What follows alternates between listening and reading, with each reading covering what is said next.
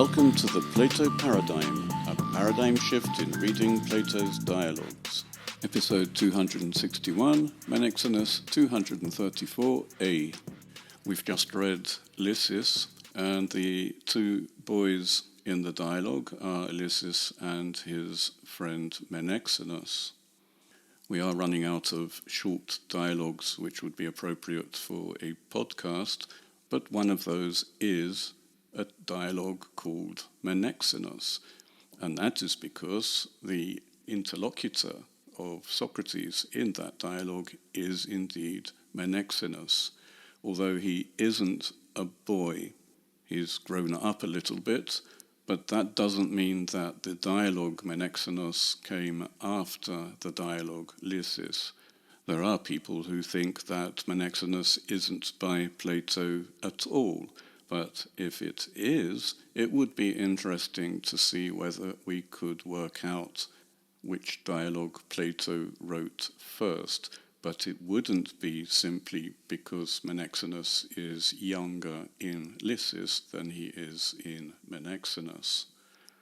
Although Menexenus is the interlocutor in this dialogue, most of the dialogue is a sample funeral oration which Socrates gives to Menexenus, which may be why some people think that the dialogue isn't by Plato at all, and whether Plato wrote it or not, most people agree that the dialogue is a parody of funeral orations. This is unpromising material for us. In all the dialogues we have analysed so far, and all the dialogues we've analysed are early or one middle, which is Politeia, Republic, all of the dialogues have been constructed in the same principal way, whereby an idea, which is a form of a concept, is dramatized. The concept is divided into aspects, sometimes simply the actual aspect of the idea and the apparent aspect of the idea. Sometimes the aspects can be quite complex. Now, abstract ideas or the aspects of those ideas don't work very well in a dialogue, which is why Plato thought up a concrete minimal type for each aspect, and this type is called a paradigma, and from the paradigma he makes degmata, examples or samples.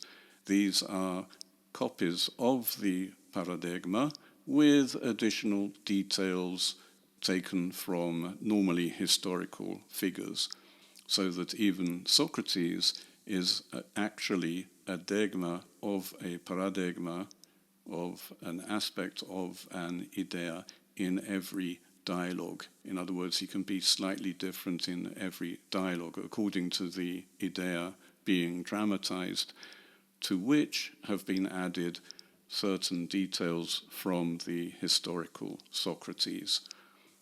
To find out what the idea is in any particular dialogue, we have to begin with the conversation itself and work up from the conversation. The first thing to do is to discover whether we can treat the characters as degmata. If they are suspiciously consistent in certain ways, we may suspect that they are degmata. They act like models, and models don't change.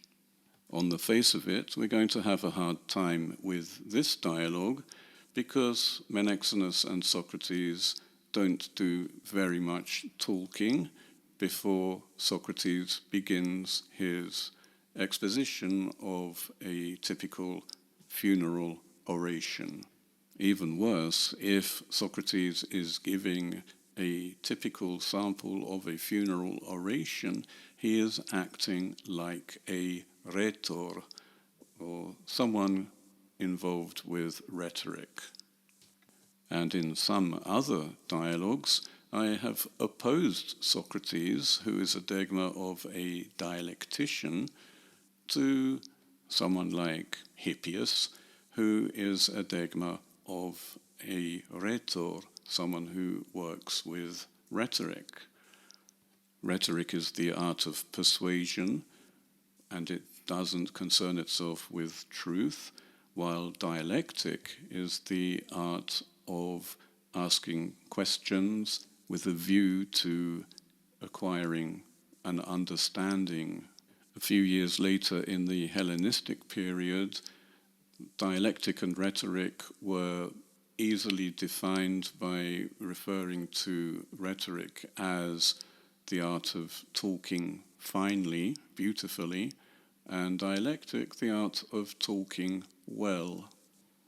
People outside these two fields could easily be confused. They would see people talking, but they wouldn't understand the aim of the talking. They wouldn't see whether someone was simply attempting to persuade or to arrive at an understanding or some form of knowledge. One thing we can decide at the outset is that it doesn't matter who wrote the dialogue. We are concerned with the dialogue itself. We are going to examine the characters as they are in the dialogue, regardless of the author. As we turn to the text itself, we immediately see that it is different from Lysis. In Lysis, Socrates is the narrator, and he's telling an unknown audience something that happened sometime before. In this dialogue, we have direct speech. We don't even have the names of the speakers, although they can be inferred from the addresses, which tend to appear at the beginning of each time they change the speaker. We get "O Socrates" when Menexenus begins to speak, or "O Menexenus" when Socrates begins to speak. The only drawback is that the first time anybody speaks in this dialogue, we don't know who the speaker is because he hasn't been addressed yet, but that only lasts one line. Here are the first two lines of the dialogue. Exagoras epothen Menexenus, exagoras o Socrates, kai apotu buleuteriu. From the agora or from where, Menexenus? From the agora, Socrates, and from the Vuleuterion.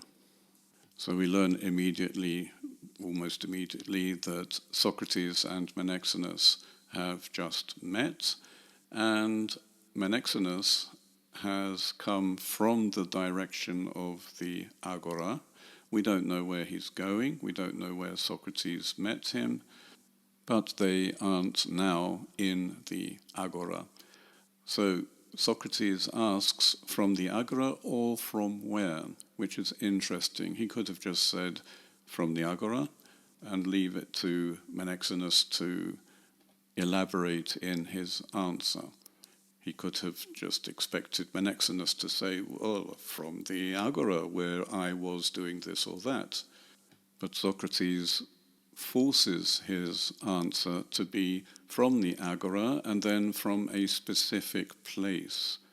From the agora or from where. It's obvious that Menexenus was coming from the agora apparently, which makes the or from where actually mean from where precisely in the agora.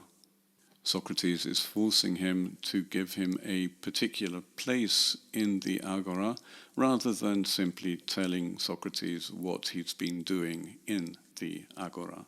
Is this important? I have no idea, but this is what we find.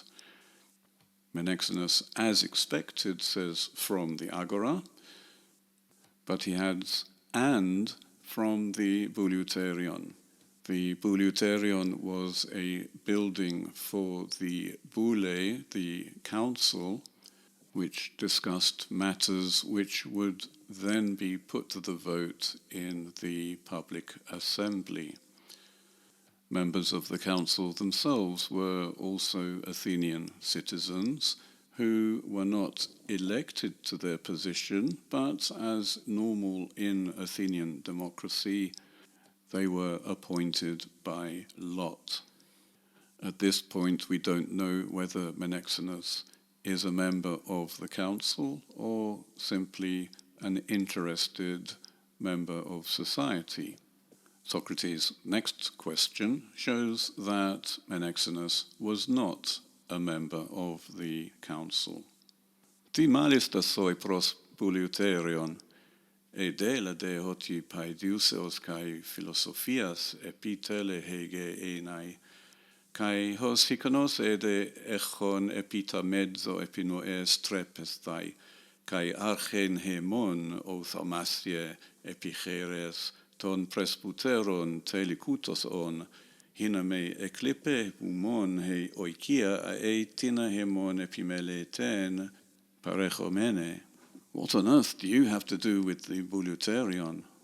It's clear that you think you have reached the end of education and philosophy, and that you fancy yourself sufficiently capable to turn to greater things. And you're setting your hand to ruling us, oh amazing man, us, the older people, when you are of such an age, meaning when he's so young, so that your household doesn't fail to provide a caretaker for us. Socrates is imputing to Menexenus political ambition. We should go through this carefully so we don't miss any of the minor points here. First of all, Socrates acts shocked. What have you got to do with the Bouleuterion? He doesn't expect Menexenus to be concerned with the Bouleuterion just yet.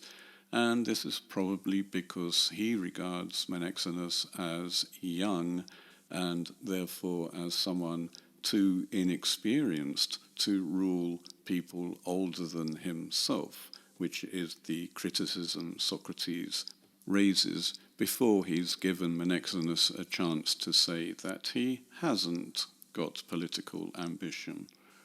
Socrates also portrays political ambition as to do with greater things than education and philosophy. Education and philosophy could simply be a hendiadys, meaning higher education in general. Certainly not philosophy as we know it.